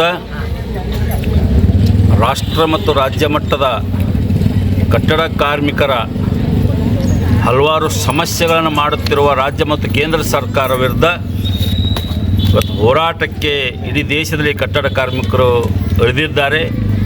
ಪ್ರಮುಖವಾಗಿರ್ತಕ್ಕಂಥ ಬೇಡಿಕೆಗಳೇನೆಂದರೆ, ಹಿಂದೆ ಇರತಕ್ಕಂಥ 50 ಲಕ್ಷದ ಸೆಸ್ ಹಣ ಕಲೆಕ್ಟ್ ಮಾಡ್ತಕ್ಕಂಥದ್ದನ್ನು ಈಗ ಜಾರಿ ಮಾಡಿದ್ದಾರೆ. ಇದರಿಂದ ಸೆಸ್ ಹಣವನ್ನು ಕಡಿಮೆಯಾಗಿ ಕಲೆಕ್ಟ್ ಆಗ್ತಕ್ಕಂಥ ವಾತಾವರಣ ನಿರ್ಮಾಣ ಆಗ್ತದೆ ಈ ಒಂದು ಹಂತದಲ್ಲಿ. ಅದೇ ರೀತಿಯಾಗಿ ನಮ್ಮ ಕಟ್ಟಡ ಕಾರ್ಮಿಕರಿಗೆ ರಾಜ್ಯದಲ್ಲಿ ಅಂಬೇಡ್ಕರ್ ಸೇವಾ ಕೇಂದ್ರ ಅಂತಕ್ಕಂಥದ್ದನ್ನು ಸ್ಥಾಪನೆ ಮಾಡಿದ್ದಾರೆ. ಆ ಸೇವಾ ಕೇಂದ್ರದವರು ನಿಜವಾಗಿರ್ತಕ್ಕಂಥ ಕಟ್ಟಡ ಕಾರ್ಮಿಕರಿಗೆ ಇನ್ಸ್ಪೆಕ್ಷನ್ ಹೋಗದೆ ಅಲ್ಲಿ ವಿನಾಕಾರಣ ತೊಂದರೆ ಕೊಡ್ತಕ್ಕಂಥದ್ದು, ಅವರಿಗೆ GPS ಫೋಟೋ ಹಾಕಂತಕ್ಕಂಥ ನಿಟ್ಟಿನೊಳಗೆ ಅದ್ರ ಜೊತೆಗೆ ಎಲ್ಲೆಲ್ಲಿ ಕಾರ್ಮಿಕರು ಕೆಲಸ ಮಾಡೋ ಸ್ಥಳದಲ್ಲಿ ಒಂದೇ ಕಲಬುರಗಿ ಜಿಲ್ಲೆಯಲ್ಲಿ 10 ಕೆಲಸ ಒಂದು ತೊಲಿತ್ತ ಮತ್ತು ಬೇರೆ ಕಡೆ ಹೋಗ್ತದೆ. ಆದರೆ ಅವ್ರು GPS ಫೋಟೋ ಕಳಿಸು, ಆಮೇಲೆ ಅಲ್ಲಿ ಹೋಗ್ತಕ್ಕಂಥ ಸ್ಥಳದಲ್ಲಿ ನಿನ್ನೆ ಮಾಡಿರ್ತಕ್ಕ ಕೆಲಸ ಅಲ್ಲಿ ಹೋದಾಗ ಅವ್ರು ಇರಲಿಲ್ಲ ಅಂತಂದ್ರೆ ಅವ್ರ ಜಾಗ ಮೇಲೆ ಇಲ್ಲ ಅಂತಕ್ಕಂಥದ್ದು ರಿಜೆಕ್ಟ್ ಮಾಡ್ತಕ್ಕಂಥದ್ದು. ಅವತ್ತು ಫೋನ್ ಬಂದಿತ್ತು ಅಂದ್ರೆ ಕೂಡ ರಿಜೆಕ್ಟ್ ಮಾಡ್ತಕ್ಕಂಥದ್ದು. ವಿನಾಕಾರಣ ಯಾವುದೇ ಒಂದು ವಿಷಯಗಳನ್ನು ಅದನ್ನು ವ್ಯಾಪ್ತಿಗೆ ಬರದೇ ಇರತಕ್ಕಂಥ ಹಿನ್ನೆಲೆ ಒಳಗೆ ಕಾರ್ಮಿಕರ ಕಾರ್ಡ ರಿಜೆಕ್ಟ್ ಮಾಡ್ತಾ ಇದ್ದಾರೆ. ಅದ್ರ ಜೊತೆಗೆ ಈಗಿರ್ತಕ್ಕಂಥ ಏನು ಮೆಡಿಕಲ್ ಏನು ಆಂಬುಲೆನ್ಸ್ ಅದ, ಅದು ಆಂಬುಲೆನ್ಸ್ ಕೆಲಸಕ್ಕೆ ಬರ್ತಾ ಇಲ್ಲ. ನಾವೇನು ಹೇಳ್ತೀವಿ, ಕಟ್ಟಡ ಕಾರ್ಮಿಕರಿಗೆ ESI ಜಾರಿ ಮಾಡಬೇಕು. ಆಗಿ ಅವ್ರು ಡೆತ್ ಆದ್ರೆ 10 ಲಕ್ಷ ಅವರಿಗೆ ಏನದ ಕೂಡಲೇ ಪರಿಹಾರ ಕೊಡಬೇಕು. ಮತ್ತು ಮದುವೆ ಧನ ಸಹಾಯ ಏನದ 60,000 ಏನದ ನೀವು ಕೊಡ್ತಾ ಇದ್ದೀರಿ, ಅದು 1 ಲಕ್ಷ ಕೊಡಬೇಕು ಅಂತಕ್ಕಂಥ ನಮ್ಮ ಪ್ರಮುಖ ಬೇಡಿಕೆ ಅದ. ವಿಶೇಷವಾಗಿ ಇಲ್ಲಿ ಅಪೀಲ್ ಹಾಕ್ತಕ್ಕಂಥದ್ದು ಕಟ್ಟಡ ಕಾರ್ಮಿಕ ಅರ್ಜಿಗಳನ್ನು ಅಪೀಲ್ ಹಾಕಿದ ಬಳಕ ಅದು ಏನದ ಬರೀ 30 ದಿವಸ ಒಳಗಡೆ ನೀವು ಅಪೀಲ್ ಹಾಕಬೇಕಂತಕ್ಕಂಥ ನೇಮ್ ಇದೆ. ಅದು ಕಾರ್ಮಿಕರಿಗೆ ಗೊತ್ತಾಗ್ತಾ ಇಲ್ಲ, ಯಾವಾಗ ರಿಜೆಕ್ಟ್ ಆಯಿತು ಗೊತ್ತಾಗ್ತಾ ಇಲ್ಲ. ಆದರೆ ಬರೀ 30 ದಿನದಾಗ ಅಪೀಲ್ ಹಾಕ್ತಕ್ಕಂಥ ನಿಮ್ಮ ನೇಮ್ ಏನದ ಅದು ಭಂಡತನ ನೇಮ್ ಅದ, ಕಾರ್ಮಿಕ ವಿರೋಧ ನೇಮ್ ಅದ. ಯಾವುದೇ ಒಂದು ಅರ್ಜಿ ಏನದ ಅಪೀಲ್ ಹಾಕೋಕ್ಕೆ ಅದು ಕಾಲಮಿತಿ ಇರಬಾರ್ದು. ಅವ್ನು ಯಾವಾಗ ಅನ್ಯಾಯ ಆಗ್ತದೆ ಅವಾಗ ನಿಮ್ಮ ಆಫೀಸ್ಗೆ ಬರ್ತಕ್ಕಂಥ ಮುಕ್ತ ಅವಕಾಶ ಇರಬೇಕು ಅಂತಕ್ಕಂಥ ನಮ್ಮ ಬೇಡಿಕೆ ಇದೆ. ಅದ್ರ ಜೊತೆಗೆ ಏನು ಪೆನ್ಷನ್ 3,000 ರೂಪಾಯಿ ಕೊಡ್ತಾ ಇದ್ರಿ, ಅದು ನಮ್ಗೆ ಸಾಲುವುದಿಲ್ಲ. ಕನಿಷ್ಠ ಏನದ 6,000 ರೂಪಾಯಿ ಪೆನ್ಷನ್ ಕೊಡಬೇಕು ಅಂತಕ್ಕಂಥ ಇಂಥ ಪ್ರಮುಖ ಬೇಡಿಕೆಗಳನ್ನು ಮುಂದಿಟ್ಕೊಂಡು ಇವತ್ತು ರಾಜ್ಯ ಮತ್ತು ರಾಷ್ಟ್ರ ಮಟ್ಟದ ಹೋರಾಟದ ಕರೆ ಮೇರೆಗೆ ಕಲಬುರಗಿಯ ಇಲ್ಲಿ ಒಂದು ಕಾರ್ಮಿಕ ಅಧಿಕಾರಿಗೆ ಮನವಿ ಪತ್ರ ಕೊಡುವ ಮೂಲಕ ನಮ್ಮ ಸಮಸ್ಯೆಯನ್ನು ಬಗೆಹರಿಸಬೇಕು. ನೀವು ಬಗೆಹರಿಸದೇ ಇದ್ದರೆ ನಮ್ಮ ಧರಣಿ ಸತ್ಯಾಗ್ರಹ ಇಲ್ಲೇ ಮುಂದುವರಿತದೆ ಅಂತಕ್ಕಂಥ ಮಾತನ್ನು ಈ ಸಂದರ್ಭದಲ್ಲಿ ಹೇಳ್ತೀವಿ. ಕರ್ನಾಟಕ ರಾಜ್ಯ ಮಡಿವಾಳರ ಕ್ಷೇಮಾಭಿವೃದ್ಧಿ ಸಂಘದ ವತಿಯಿಂದ ಮಾರ್ಚ್ 16ರಂದು ಬೆಂಗಳೂರಿನ ಫ್ರೀಡಂ ಪಾರ್ಕಿನಲ್ಲಿ ನಡೆಯಲಿರುವ ಅಹೋರಾತ್ರಿ ಪ್ರತಿಭಟನೆಯ ಕುರಿತು ಇಂದು ಪತ್ರಿಕಾಗೋಷ್ಠಿಯ ಮೂಲಕ ಮಾಹಿತಿ ನೀಡಲಾಯಿತು. ಕರ್ನಾಟಕ ರಾಜ್ಯದಲ್ಲಿ ವಾಸಿಸುವ ಮಡಿವಾಳ ಸಮುದಾಯವನ್ನು ಪರಿಶಿಷ್ಟ ಜಾತಿ ಪರಿಶಿಷ್ಟ ಪಂಗಡಕ್ಕೆ ಸೇರ್ಪಡೆಗೋಸ್ಕರ ದಿನಾಂಕ 16ನೇ ಮಾರ್ಚ್ 2026ರಂದು ಬೆಂಗಳೂರಿನ ಫ್ರೀಡಂ ಪಾರ್ಕಿನಲ್ಲಿ ನಡೆಯುವ ಶಕ್ತಿ ಪ್ರದರ್ಶನದ ಸಲುವಾಗಿ ಕಲಬುರಗಿ ಜಿಲ್ಲೆಯ ಎಲ್ಲಾ ತಾಲೂಕಿನ ಹಾಗೂ ಗ್ರಾಮಾಂತರ ಪ್ರದೇಶದಲ್ಲಿ ಇರುವ ಸಮುದಾಯದ ಎಲ್ಲಾ ನಾಯಕರು ಆಗಮಿಸುವಂತೆ ಶಹಾಬಾದ್ ತಾಲೂಕಾ ಮಡಿವಾಳ ಮಾಚಿದೇವರ ಕ್ಷೇಮಾಭಿವೃದ್ಧಿ ಸಂಘದ ವತಿಯಿಂದ ಇಂದು ಪತ್ರಿಕಾಗೋಷ್ಠಿಯ ಮೂಲಕ ಮನವಿ ಮಾಡಲಾಯಿತು. ಈ ಪತ್ರಿಕಾಗೋಷ್ಠಿಯಲ್ಲಿ ತಾಲೂಕಾ ಅಧ್ಯಕ್ಷರಾದ ಚಂದ್ರಕಾಂತ್ ಮಡಿವಾಳ್, ಉಪಾಧ್ಯಕ್ಷರಾದ ಗುಂಡಪ್ಪ ಮಡಿವಾಳ್, ಖಜಾಂಚಿ ರಾಜು ಮಡಿವಾಳ್ ಸೇರಿದಂತೆ ಮಡಿವಾಳ ಸಮುದಾಯದ ಇತರೆ ಅನೇಕ ಜನ ಮುಖಂಡರುಗಳು ಉಪಸ್ಥಿತರಿದ್ದರು. 16ನೇ ತಾರೀಕು ದಯವಿಟ್ಟು ನಮ್ಮ ಸಮಾಜದವರು ಯಾರೇ ಇರಲಿ, ಅವ್ರು ಕರೆದ್ರು ಇವ್ರು ಕರೆದ್ರು, ಅವ್ರು ಬೇಡ ಇವ್ರು ಬೇಡ ಅಂತಲ್ಲ, ಇದು ನಾವು ಮಾಡ್ತಿರೋದು ನಮ್ಮ ಮಕ್ಕಳಿಗೆ ಮೊಮ್ಮಕ್ಕಳಿಗೆ ಒಳ್ಳೆಯದಾಗುತ್ತೆ. ನಮಗೆ ಇದೆಲ್ಲ ಆಯ್ತು ಅಂದರೆ ಪ್ರತಿಯೊಂದು ಮನೆಗೂ ನಮಗೆ ಒಳ್ಳೆಯದಾಗುತ್ತೆ ಅನ್ನೋದಕ್ಕೆ ನಾವು ಇನ್ನೊಂದು ಅಂದ್ಕೊಂಡಿದ್ದೀವಿ. ದಯವಿಟ್ಟು ಗುಲ್ಬರ್ಗದ ಯುವಜನರಿರಲಿ, ಕರ್ನಾಟಕದಾಗ ಎಲ್ಲೇ ಇರಲಿ, ಎಲ್ಲ ನಮ್ಮವರೇ, ಅವರು ನಮಗೆ ವಿರೋಧವಾಗಿರಲಿ ನಮ್ಮ ಪರವಾಗಿರಲಿ ಯಾರನ್ನಿರಲಿ, ನಮಗೇನು ಇದಕ್ಕೆ ಎಲ್ಲರೂ ಬಂದು ಸಾಕೊಟ್ಟು ಇದನ್ನೆಲ್ಲದು ಮಾಡಿ. ಈಗ ಮುಖ್ಯಮಂತ್ರಿಗಳಾದ ಸಿದ್ದರಾಮಯ್ಯ ಸಾಹೇಬರು ಅವರು ಒಳ್ಳೆಯ ಆಡಳಿತ ನಡೆಸ್ತಿದ್ದಾರೆ. ಅವರು ನಮ್ಮದು ನಿಗಮದ ಈ ನಮ್ಮ ಮಾಚಿದೇವ್ರದ್ದು ಇದನ್ನು ಪೂಜೆ ಕೂಡ ಅವರೇ ಮಾಡಿದರು. ಅದನ್ನು ಆಮೇಲೆ ನಿಗಮ ಒಂದು ಕೊಟ್ಟಿದ್ದಾರೆ. ಈಗ ಏನು ಮಾಡಬೇಕಂದ್ರೆ ನಮಗೆ ಅನ್ನಪೂರ್ಣ ವರದಿ ರೆಡಿಯಾಗಿ 2008ರಿಂದ ರೆಡಿಯಾಗಿದೆ. ಆ ವರದಿಯನ್ನು ಯಾಕೆ ಇವರು ಇಟ್ಕೊಂಡು ಕುಂತಿದ್ದಾರೆ ಅದನ್ನು ಕಳಿಸಿ ನಮಗೆ 17 ರಾಜ್ಯದಲ್ಲಿ ಆಲ್ರೆಡಿ ನಮ್ಮದು SC ಇದೆ. ಆಮೇಲೆ ಹಿಂದೆ ನಮ್ಮದು ಮೈಸೂರು ರಾಜ್ಯರು ಇದ್ದಲ್ಲಿ ಆವಾಗಲೂ SC ಇದೆ. ನಮ್ಮದು ಮೈಸೂರು ಆಡಳಿತದಲ್ಲಿ ರಾಜರಿದ್ದಾಗ SC ಇದೆ. ಈಗ ನಮ್ಮನ್ನು ಯಾಕೆ ಮಾಡ್ತಾಯಿಲ್ಲ? ನಾವಿರೋದು 5 ಲಕ್ಷ 6 ಲಕ್ಷ ಜನ ಅಂತ ಗೌರ್ಮೆಂಟ್ನವರೇ ಸರ್ವೆ ಮಾಡಿ ಹೇಳಿದ್ದಾರೆ. ಇಷ್ಟು ಕಡಿಮೆ ಇದ್ದಂಥವ್ರು ನಮ್ಮವ್ರು ಯಾರು MLA ಇಲ್ಲ, MP ಇಲ್ಲ. ನಮಗೆ ಯಾರು ವಿಧಾನಸೌಧದಲ್ಲಿ ಹೋಗಲಿಕ್ಕೆ ಒಂದು ಧ್ವನಿ ಎತ್ತಲಿಕ್ಕೆ ನಮ್ಮವ್ರು ಯಾರೂ ಇಲ್ಲ. ಇದೊಂದು ನಮಗೊಂದು ಏನಾದರೂ ಸರ್ಕಾರ ನಮಗೆ ಇದನ್ನು ಕೊಟ್ಟಿದ್ದ ಕರೆಯೋದ್ರೆ, SCಗೆ ಸೇರಿಸಿದ್ದ ಕರೆಯೋದ್ರೆ ನಮ್ಮ ಮಕ್ಕಳ ಮರಿಗೆ ಆಗಲಿ, ನಮ್ಮ ರಾಜಕೀಯದಲ್ಲಿ ಆಗಲಿ ಎಲ್ಲದರಲ್ಲಿ ಪ್ರತಿನಿಧಿ ಸಿಗುತ್ತೆ. ಆಮೇಲೆ ತಾಲೂಕ್ ಪಂಚಾಯತಿ, ಪಟ್ಟಣ ಪಂಚಾಯತಿ ಎಲ್ಲರೂ ಅಲ್ಲೊಬ್ರು ನಮ್ಮರಾದ್ರೂ ಒಂದು ಮಡಿವಾಳರು ಅದಾರಪ್ಪ ಎಂಬ ಒಂದು ಗುರುತಿಸಿಕೆ ಅಂತಾರೆ ಅಂತ ಹೇಳ್ಬಿಟ್ಟು ನಾವು ಇದನ್ನೆಲ್ಲ ಪ್ರಯತ್ನ ಮಾಡ್ತಾಯಿದ್ದೀವಿ. ಅದು ದಯವಿಟ್ಟು ಸರ್ಕಾರ ಭಾಳ ನಮಗೆ ಇದು ಮಾಡ್ತಾಯಿದ್ದಾರೆ, ಭಾಳ ದಿವಸ ಪೆಂಡಿಂಗ್ ಇಟ್ಟಿದ್ದಾರೆ. ದಯವಿಟ್ಟು ಎಲ್ಲರೂ ನಮಗೆ ನಮ್ಮ ಸಮಾಜದವ್ರು ಎಲ್ಲರೂ ಬಂದು 16ನೇ ತಾರೀಕು ದಿನ ಬಂದು ಸಹಕಾರ ಕೊಟ್ಟು ಸರ್ಕಾರದವರು ಕರೆಕ್ಟಾಗಿ ಬಂದು ನಮಗೆ ನಮ್ಮ ಮುಖ್ಯಮಂತ್ರಿ ಸಾಹೇಬರೇ ಬಂದು ಇದನ್ನು ಮನವಿ ತಗೊಂಡು ನಮಗೇನಾದರೂ ಮಾಡಿಕೊಟ್ರೆ ಭಾಳ ಸಂತೋಷ ಆಗುತ್ತೆ ಅಂತ ಹೇಳ್ಬಿಟ್ಟು ಜೈ ಮಾಚಿದೇವ. ಅಖಿಲ ಕರ್ನಾಟಕ ಹಡಪದ ಕ್ಷೌರಿಕ ಸಮಾಜ ಸೇವಾ ಸಂಘದ ವತಿಯಿಂದ ಈರಣ್ಣಾಸಿ ಹಡಪದ್ ಸಣ್ಣೂರವರು ಇಂದು ಪತ್ರಿಕಾಗೋಷ್ಠಿಯನ್ನು ನಡೆಸಿದರು. ಅಖಿಲ ಕರ್ನಾಟಕ ಹಡಪದ ಕ್ಷೌರಿಕ ಸಮಾಜ ಸೇವಾ ಸಂಘ ಕಲಬುರಗಿಯ ವತಿಯಿಂದ ಇಂದು ಪತ್ರಿಕಾಗೋಷ್ಠಿಯನ್ನು ನಡೆಸಲಾಯಿತು. ಈ ಪತ್ರಿಕಾಗೋಷ್ಠಿಯಲ್ಲಿ ಕಲಬುರಗಿ ಜಿಲ್ಲಾಧ್ಯಕ್ಷರಾದ ಈರಣ್ಣಾಸಿ ಹಡಪದ್ ಸಣ್ಣೂರ್, ಜಿಲ್ಲಾ ಪ್ರಧಾನ ಕಾರ್ಯದರ್ಶಿಗಳಾದ ರಮೇಶ್ ನೀಲೂರ್, ಜಿಲ್ಲಾ ಗೌರವಾಧ್ಯಕ್ಷರಾದ ಬಸವರಾಜ ಸೂಗೂರ್, ಜಿಲ್ಲಾ ಕಾರ್ಯಾಧ್ಯಕ್ಷರಾದ ಭಗವಂತ ಹಡಪದ್ ಹೊನ್ನಕಿರಣಗಿ, ಕಲಬುರಗಿ ನಗರಾಧ್ಯಕ್ಷರಾದ ಮಲ್ಲಿಕಾರ್ಜುನ ಸಾವಳಗಿ, ವಿದ್ಯಾರ್ಥಿಯ ಚಿಕ್ಕಪ್ಪ, ಅಂಬರೀಶ್ ಹಡಪದ್ ಗೊಬ್ಬರವಾಡಿ ಸೇರಿದಂತೆ ಇತರರು ಉಪಸ್ಥಿತರಿದ್ದರು. ಡಾನ್ ಬೋಸ್ಕೋ ವಸತಿ ಶಾಲೆ ಸ್ಟೇಷನ್ ಬಬಲಾದಲ್ಲಿ ಈ ವಿದ್ಯಾರ್ಥಿ 9ನೇ ತರಗತಿಯಲ್ಲಿ ವ್ಯಾಸಂಗ ಮಾಡುತ್ತಿದ್ದು, ಈ ವಿದ್ಯಾರ್ಥಿಗೆ ಶಾಲೆಯ ಪ್ರಿನ್ಸಿಪಾಲರು ತಮ್ಮ ವೈಯಕ್ತಿಕ ಕೆಲಸಕ್ಕೆ ಅಂದರೆ ಅವರ ಶಾಲೆಯ ದನಕರುಗಳು ಕಾಯಲು, ಅವುಗಳಿಗೆ ಮೇವು ತರಲು ಹಾಗೂ ಹಾಲು ಕರೆಯುವ ಕೆಲಸ ಹಚ್ಚುತ್ತಿದ್ದರು. ಹಾಗೂ ಪ್ರಾಂಶುಪಾಲರಿಗೆ ಮತ್ತು ಶಾಲೆಯ ಸಿಬ್ಬಂದಿಗಳಿಗೆ ಏನಾದರೂ ಮದ್ಯ, ಧೂಮಪಾನ ವಸ್ತುಗಳು ತರಲು ಇನ್ನಿತರ ಕೆಲಸಗಳಿಗೆ ಈ ವಿದ್ಯಾರ್ಥಿಯನ್ನು ಬಳಸ್ಕೊತಿದ್ದರು. ವಿದ್ಯಾರ್ಥಿಗಳಿಗೆ ಪ್ರಾಂಶುಪಾಲರು ಒಂದು ದ್ವಿಚಕ್ರ ವಾಹನ ಒಂದು ದಿನ ತೆಗೆದುಕೊಂಡು ಹೋಗಿ ಅಂಗಡಿಯಿಂದ ಕೆಲವೊಂದು ವಸ್ತುಗಳನ್ನು ತೆಗೆದುಕೊಂಡು ಬಾ ಎಂದು ಹೇಳುತ್ತಾರೆ. ಸದರಿ ಅಂಗಡಿಯಿಂದ ವಸ್ತುಗಳನ್ನು ತೆಗೆದುಕೊಂಡು ಬರುವಾಗ ನಾಬಾಲಕನೇ ಇದ್ದ, ಅಂದರೆ 9ನೇ ತರಗತಿ ಅಂದರೆ 15 ವರ್ಷ ಆಗಿ 16 ವರ್ಷ ಪ್ರಾರಂಭವಾಗಿತ್ತು. ವಿದ್ಯಾರ್ಥಿ ಆಯಾ ತಪ್ಪಿ ದ್ವಿಚಕ್ರ ವಾಹನ ಅಪಘಾತ ಮಾಡಿರುತ್ತಾನೆ. ಇದೇ ಕಾರಣಕ್ಕಾಗಿ ವಾಹನದ ರಿಪೇರಿ ಖರ್ಚು ವೆಚ್ಚವನ್ನು ನಿಮ್ಮ ಕುಟುಂಬದ ಸದಸ್ಯರಿಂದ ತೆಗೆದುಕೊಂಡು ಬಾ ಎಂದು ಅವರ ಮನಸ್ಸಿಗೆ ಬಂದ ಹಾಗೆ ಅವಾಚ್ಯ ಶಬ್ದಗಳನ್ನು ಬೈದು ಹೊಡಿ ಮಾಡಿರುತ್ತಾರೆ. 4-5 ದಿನಗಳಲ್ಲಿ ಈ ಒಂದು ರಿಪೇರಿ ಖರ್ಚು ವೆಚ್ಚನು ನಿಮ್ಮ ಕುಟುಂಬ ಸದಸ್ಯರೊಂದಿಗೆ ತೆಗೆದುಕೊಂಡು ಬಾ ಎಂದು ಹೇಳುತ್ತಾರೆ. ಈ ವಿದ್ಯಾರ್ಥಿಯು ತಂದೆಯ ಸುಮಾರು ವರ್ಷಗಳಿಂದ, ಅಂದರೆ ಈ ಗುರು ಹುಟ್ಟಿದ ಒಂದು 5-6 ತಿಂಗಳಿಂದ ಸರಿ ಹೋಗಿರ್ತಾರೆ. ತಾಯಿ ಮಾನಸಿಕ ರೋಗಿಯಾಗಿರ್ತಾಳೆ. ಕಾರಣ ತಾಯಿಯು ಮಾನಸಿಕ ರೋಗಿ ಇರ್ತಾರೆ. ಒಟ್ಟಾರೆ ಈ ಕುಟುಂಬವು ಬಡತನ ಪರಿಸ್ಥಿತಿ ಬಳಲುತ್ತಿದ್ದು, ಹೀಗಾಗಿ ವಿದ್ಯಾರ್ಥಿಯು ಹಣ ತರಲು ಆಗಿರುವುದಿಲ್ಲ. ಆದ್ದರಿಂದ ಈ ವಿದ್ಯಾರ್ಥಿಗೆ ಪ್ರಾಂಶುಪಾಲರು ಹಾಗೂ ಇನ್ನಿತರ ಕೂಡಿಕೊಂಡು ಸಿಕ್ಕಾಪಟ್ಟೆ ಹೊಡಿಬಡಿ ಮಾಡಿ ಈ ವಿದ್ಯಾರ್ಥಿಯು ಮರಣ ಹೊಂದಿರುತ್ತಾನೆ. ಆದರೆ ಸದರಿ ವಿದ್ಯಾರ್ಥಿಯು ನೀರಲ್ಲಿ ಬಿದ್ದು ಆತ್ಮಹತ್ಯೆ ಮಾಡಿಕೊಂಡಿದ್ದಾನೆ ಎಂದು ಕಟ್ಟಿರುತ್ತಾರೆ.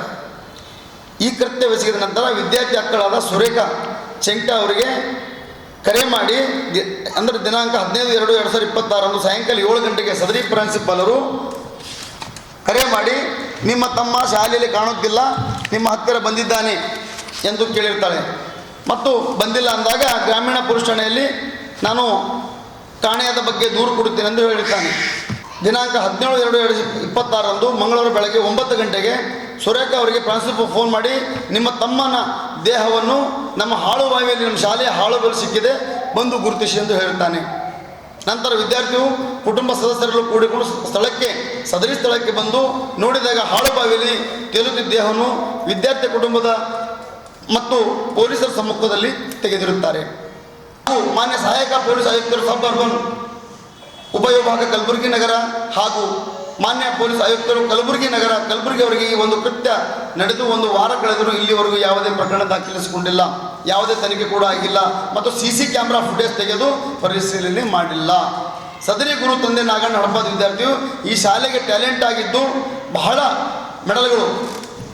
ಮೆಡಲ್ ಮತ್ತು ಸರ್ಟಿಫಿಕೇಟ್ಗಳು ಉನ್ನತ ಅವು ಮೆಡಲ್ಗಳು ಕೂಡ ನಾನು ತೋರಿಸ್ತೀನಿ ತಮಗೆ. ಮೆಡಲ್ಗಳಿದ್ದು ಪ್ರಶಸ್ತಿ ಪತ್ರಗಳಿದ್ದು ಕೂಡ ಈ ವ್ಯಾಸಂಗದಲ್ಲಿ ಕೂಡ ಪ್ರಥಮ ದರ್ಜೆಯಲ್ಲಿ ಇದ್ದಿರ್ತಾನೆ.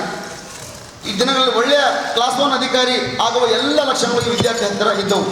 ಕಾರಣ 2 ದಿನಗಳ ಒಳಗಾಗಿ ಈ ಕೃತ್ಯ ಎಸಗಿದ ಡಾನ್ ಬೋಸ್ಕೋ ವಸತಿ ಶಾಲೆಯ ಪ್ರಾಂಶುಪಾಲ ಹಾಗೂ ಎಲ್ಲ ಸಿಬ್ಬಂದಿಗಳ ಮೇಲೆ ಪ್ರಕರಣ ದಾಖಲಿಸಿಕೊಂಡು ಉನ್ನತ ಮಟ್ಟದ ತನಿಖೆ ಮಾಡಿ ಈ ಬಾಲಕನ ಕುಟುಂಬಕ್ಕೆ ನ್ಯಾಯ ಒದಗಿಸಬೇಕಾಗಿ ಹಾಗೂ ಇಂತಹ ವಧಿಸಿದ ಶಾಲೆಗಳು ಕಲಬುರಗಿಯಲ್ಲಿ ಸದರಿ ಘಟನೆಗಳ ನಡೆದರೂ ಕೂಡ ಬೆಳಕಿಗೆ ಬರಲಾರದೆ ಅಲ್ಲಿಯೇ ಮುಚ್ಚಿ ಹಾಕುವ ಹುನ್ನಾರ ನಡೆಯುತ್ತಿದೆ. ಥಲ್ಸೆಮಿಯಾ ಎಂಬ ಕಾಯಿಲೆಯಿಂದ ಬಳಲುತ್ತಿರುವ ತಮ್ಮ 5 ವರ್ಷದ ಮಗುವಿನ ಚಿಕಿತ್ಸೆಗೆ ಬೇಕಾಗಿರುವ 30 ಲಕ್ಷ ರೂಪಾಯಿ ಜಮಾ ಮಾಡಲು ಸಾರ್ವಜನಿಕರು ಹಣ ಸಹಾಯ ಮಾಡುವಂತೆ ಮಗುವಿನ ತಂದೆ ವಿಜಯಕುಮಾರ್ ಅವರು ಇಂದು ಪತ್ರಿಕಾಗೋಷ್ಠಿಯ ಮೂಲಕ ಮನವಿ ಮಾಡಿದ್ದಾರೆ. ಕಲಬುರಗಿ ಜಿಲ್ಲೆಯ ಕಮಲಾಪುರ ತಾಲೂಕಿನ ವಿಜಯಕುಮಾರ್ ಎನ್ನುವವರು ಬಾಚನಾಳ್ ಗ್ರಾಮದ ನಿವಾಸಿಯಾಗಿದ್ದು ಅವರ ಮಗ 5 ವರ್ಷ ವಯಸ್ಸಿನ ಮಂಜುನಾಥ್ ಥಲೆಸೇಮಿಯಾ ಎಂಬ ಕಾಯಿಲೆಯಿಂದ ಬಳಲುತ್ತಿದ್ದಾನೆ. ಇವನಿಗೆ ಪ್ರತಿ ತಿಂಗಳು ಅವಶ್ಯಕವಾಗಿ ರಕ್ತ ನೀಡಬೇಕಿದೆ ಹಾಗೂ ತುರ್ತಾಗಿ ಮೂಳೆ ಮಜ್ಜೆ ಬೋನ್ ಮ್ಯಾರೋ ಟ್ರಾನ್ಸ್ಪ್ಲಾಂಟ್ ಶಸ್ತ್ರಚಿಕಿತ್ಸೆಗೆ ಒಳಗಾಗಬೇಕಾಗಿದೆ. ವೈದ್ಯರ ಸಲಹೆಯಂತೆ ಈ ಚಿಕಿತ್ಸೆಗೆ 30 ಲಕ್ಷ ರೂಪಾಯಿ ಖರ್ಚಾಗಲಿದೆ. ತಾವು ಕೂಡ ವಿಕಲಚೇತನರಾಗಿದ್ದು ಅತ್ಯಂತ ಬಡ ಕುಟುಂಬದವರಾದ ತಮಗೆ ಇಷ್ಟೊಂದು ಹಣ ಭರಿಸಲು ತುಂಬಾ ಕಷ್ಟಕರವಾಗಿದೆ. ಈಗಾಗಲೇ ಸಾಲದ ಸುಳಿಯಲ್ಲಿ ಸಿಲುಕಿರುವ ತಾವು ಮಾಧ್ಯಮದ ಮುಖೇನ ಸಹಾಯ ಹಸ್ತ ಕೋರಿ ದಿನಾಂಕ 23 ಫೆಬ್ರವರಿ 2026 ಬೆಳಿಗ್ಗೆ 11 ಗಂಟೆಗೆ ಕಲಬುರಗಿ ನಗರದ ಪತ್ರಿಕಾ ಭವನದಲ್ಲಿ ಸುದ್ದಿಗೋಷ್ಠಿಯನ್ನು ನಡೆಸಿದರು. ಸಹಾಯ ಹಸ್ತ ನೀಡಲು ಇಚ್ಛಿಸುವ ದಾನಿಗಳು account number 6419855507 IFSC code SBIN 004110 State Bank of India Kamalapur branch PhonePe number 8197021784 ಈ ಸಂಖ್ಯೆಗೆ ಧನ ಸಹಾಯ ಮಾಡಬಹುದು ಎಂದು ಮಗುವಿನ ತಂದೆ ವಿಜಯ್ ಕುಮಾರ್ ಇಂದು ಪತ್ರಿಕಾಗೋಷ್ಠಿಯ ಮೂಲಕ ಮನವಿ ಮಾಡಿದ್ದಾರೆ. ಈ ಪತ್ರಿಕಾಗೋಷ್ಠಿಯಲ್ಲಿ ಸಾಮಾಜಿಕ ಕಾರ್ಯಕರ್ತರಾದ ಶರಣಗೌಡ ಪಾಟೀಲ್ ಪಾಳ, ಅಂಬಾರಾಯ್ ಕೋಣೆ ಸೇರಿದಂತೆ ಇತರರು ಉಪಸ್ಥಿತರಿದ್ದರು. ನನ್ನ ಹೆಸರು ವಿಜಯಕುಮಾರ್ ಅಂತ ಹೇಳಿ ಕಮಲಾಪುರ ತಾಲೂಕಿನ ಬಾಸಣ ಗ್ರಾಮ ನಿವಾಸಿಯಾಗಿದ್ದು ಸರ್, ನಾನು ಮುಂಚೆ 2014 ಇಲ್ಲಿಯವರೆಗೂ ಎಲೆಕ್ಟ್ರಿಷಿಯನ್ ವರ್ಕ್ ಮಾಡ್ತಿದ್ದೆ ಸರ್. ಬಿಲ್ಡಿಂಗ್ದಾಗೆ ಎಲೆಕ್ಟ್ರಿಷಿಯನ್ ವರ್ಕ್ ಮಾಡ್ತಿದ್ದೆ. ಆ ಕೆಲಸ ಮಾಡುವ ಸಂದರ್ಭದಲ್ಲಿ ಲೈನ್ ಇನ್ಸಿಡೆಂಟ್ ಆಗಿ ಬಲಗೆ ಕಟ್ಟಾಯ್ತು ಸರ್. ಈತನೇ ಎಲ್ಲ ಚಲೋನೇ ಇತ್ತು ಸರ್, ಫ್ಯಾಮ್ಲಿಗೆ ಏನು ತೊಂದರೆ ಇಲ್ಲ. ಮುಂದೆ ಮ್ಯಾರೇಜ್ ಆಯ್ತು ಸರ್. ಮ್ಯಾರೇಜ್ ಆದಮೇಲೆ ಇವು ಹೋಗ್ತದೆ ಸರ್. ಇವನಿಗೆ ಪ್ರತಿ ತಿಂಗಳು ಸರ್ ಬೈ ಬರ್ತೆ 3ನೇ ತಿಂಗಳು ಸ್ಟಾರ್ಟ್ ಆಗಿದೆ. ಇಲ್ಲಿವರೆಗೂ 20 ದಿವಸ ಬ್ಲಡ್ ಸೇರುತ್ತೆ sir, compulsory must and should blood ಬೇಕು ಸರ್. ಏರ್ಸಿಲ್ಲ ಅಂತ ತಿಳ್ಕೊಡಿ ಸರ್. ಮುಖ ಭಾಳ ಆಗ್ತದೆ, ಫೇವರ್ ಬರ್ತದೆ, ಜೀವಕ್ಕೆ ಹಾನಿ ಆಗುತ್ತೆ ಸರ್. ಆಮೇಲೆ ಸೊಲ್ಲಾಪುರಕ್ಕೆ ಹೋದಾಗ ಏನದ ಇವಳಿಗೆ ಡಯಾಗ್ನೋಸ್ ಮಾಡಿದಾಗ ಏನದ ಅಲ್ಲಿ ಥಲೆಸೆಮಿಯಾ ಮಹಾಮಾರಿ ಕಾಯಿಲೆ ಅನ್ನೋದು ಬಂದೈತೆ ಸರ್. ಅವಾಗ ಹಿಡಿದು ಕಂಟಿನ್ಯೂ ಪ್ರತಿ ತಿಂಗಳು ಬ್ಲಡ್ ಏರಿಸ್ತೀವಿ. ಆಮೇಲೆ ನಾನು ಅನ್ಎಂಪ್ಲಾಯ್ಡ್ ಮನೇಲೇ ಇದ್ದೀನಿ. ಮುಂಚೆ ಎಲ್ಲ ಕೆಲಸ ಮಾಡ್ತೀವಿ ಸರ್. ನಮ್ಮ ಮನೆಯವರು ಧರ್ಮಸ್ಥಳ ಸಂಸ್ಥೆಯಲ್ಲಿ ಕೆಲಸ ಮಾಡ್ತಾರೆ. ಅವ್ರಿಗೆ ಒಂದು 12,000 ರೂಪಾಯಿ ಬರ್ತದೆ ಸರ್ ಸಂಬಳ. ಅದರಲ್ಲಿ ಏನದ ಇಲ್ಲಿಗೆ ಪ್ರತಿ ತಿಂಗಳು 3-4 ಸಾವಿರ ಖರ್ಚು ತೆಗಿರುತ್ತೆ ಸರ್.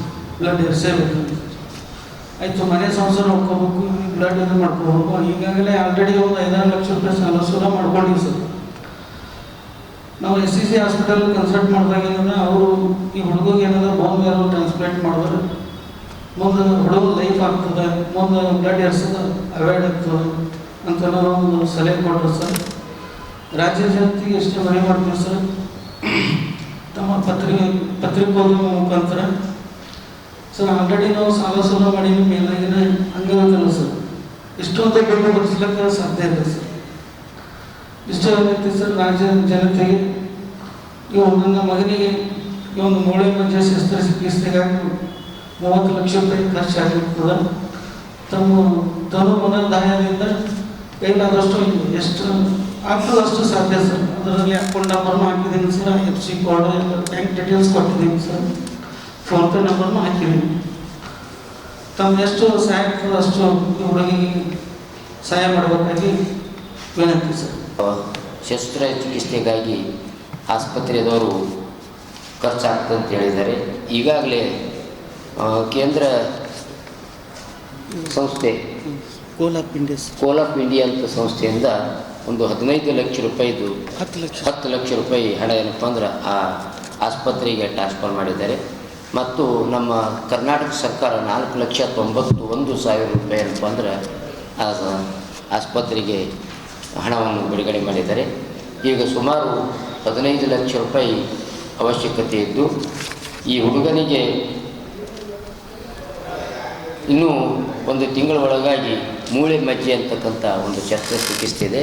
ದಯಮಾಡಿ ಮಾಧ್ಯಮ ಮೂಲಕ ಕರ್ನಾಟಕದ ರಾಜ್ಯದ ಜನತೆಗೆ ತಮ್ಮಲ್ಲಿ ವಿನಂತಿಸಿಕೊಳ್ಳೋದೇನೆಂದರೆ, ಬಡ ಅಂಗವಿಕಲನಾಗಿದ್ದು ವಿಜಯಕುಮಾರ ಈತನು ಯಾವುದೇ ಆಸ್ತಿಯನ್ನು ಹೊಂದಿರೋದಿಲ್ಲ, ಕೂಲಿ ಕಾರ್ಮಿಕನಾಗಿ ತಾನು ಬದುಕ್ತಾ ಇದ್ದಾನೆ. ಒಂದು ತನ್ನ ಚಿಕ್ಕ ಮಗುವಿಗೆ ಇಂಥ ಒಂದು ದೊಡ್ಡ ಸಮಸ್ಯೆ ಇರೋದರಿಂದ ಕರ್ನಾಟಕದ ಮಹಾಜನತೆ ಇವರಿಗೆ ಆರ್ಥಿಕವಾಗಿ ಹಿಂದುಳಿದ್ರಿಂದ ಈ ಆಸ್ಪತ್ರೆಗಾಗಿ ಖರ್ಚು 15 ಲಕ್ಷ ಬೇಕಾಗಿರೋದ್ರಿಂದ ಸಂಘ ಸಂಸ್ಥೆದವರು ಮತ್ತು ಹೃದಯವಂತರು ತಾವೆಲ್ಲರೂ ಈ ಮಗುವಿನ ಚಿಕಿತ್ಸೆಗಾಗಿ ತಾವೆಲ್ಲರೂ ಸಹಕಾರ ಸಹಾಯ ಮಾಡಬೇಕಾಗಿ ತಮ್ಮಲ್ಲಿ ನಮ್ರ ವಿನಂತಿ ಮಾಡಿಕೊಳ್ಳುತ್ತೇನೆ. ಇದು ಇವತ್ತಿನ ಸುದ್ದಿ ಸಮಯ. ಸ್ಥಳೀಯ ಸುದ್ದಿಗಳಿಗಾಗಿ ನೋಡ್ತಾ ಇರಿ ಸುದ್ದಿ ಸಮಯ. ನಿಮ್ಮ ನೆಚ್ಚಿನ ಸುದ್ದಿ ಸಮಯವನ್ನು ಡೆನ್ ಸೆಟಾಪ್ ಬಾಕ್ಸ್ನ ಚಾನೆಲ್ ಸಂಖ್ಯೆ 746ರಲ್ಲಿ ಪ್ರತಿದಿನ ರಾತ್ರಿ 9 ಗಂಟೆಗೆ, ಮರುಪ್ರಸಾರ ರಾತ್ರಿ 10 ಗಂಟೆಗೆ ಮತ್ತು ಮರುದಿನ ಬೆಳಿಗ್ಗೆ 8 ಗಂಟೆ ಮತ್ತು 9 ಗಂಟೆಗೆ ವೀಕ್ಷಿಸಬಹುದು. ಇದು SS ಡಿಜಿಟಲ್ ಚಾನಲ್, ಶ್ರೀ ಸುಮಂಗಲಿ ಡಿಜಿಟಲ್ ಚಾನಲ್. ನೀವು ನೋಡ್ತಾ ಇದ್ದೀರಿ ಸುದ್ದಿ ಸಮಯ, ಸ್ಥಳೀಯ ಸುದ್ದಿಗಳಿಗಾಗಿ. ಸುದ್ದಿ ಸಮಯದ ಪ್ರಾಯೋಜಕರು Mahalakshmi jewellers, gold hub, main road, Kalaburagi ಮತ್ತು ಅರುಜೀವ Kalaburagi. Welcome to Arujiva. Experience holistic wellness through Ayurveda, naturopathy, yoga, dhyan, and satsang. A state-of-the-art gym, serene wellness spaces, a refreshing swimming pool, comfortable accommodations, and a sprawling 30-acre green farm provides everything you need for your healing. Come, heal, and rediscover yourself. Arujiva, where ancient wisdom meets modern wellness.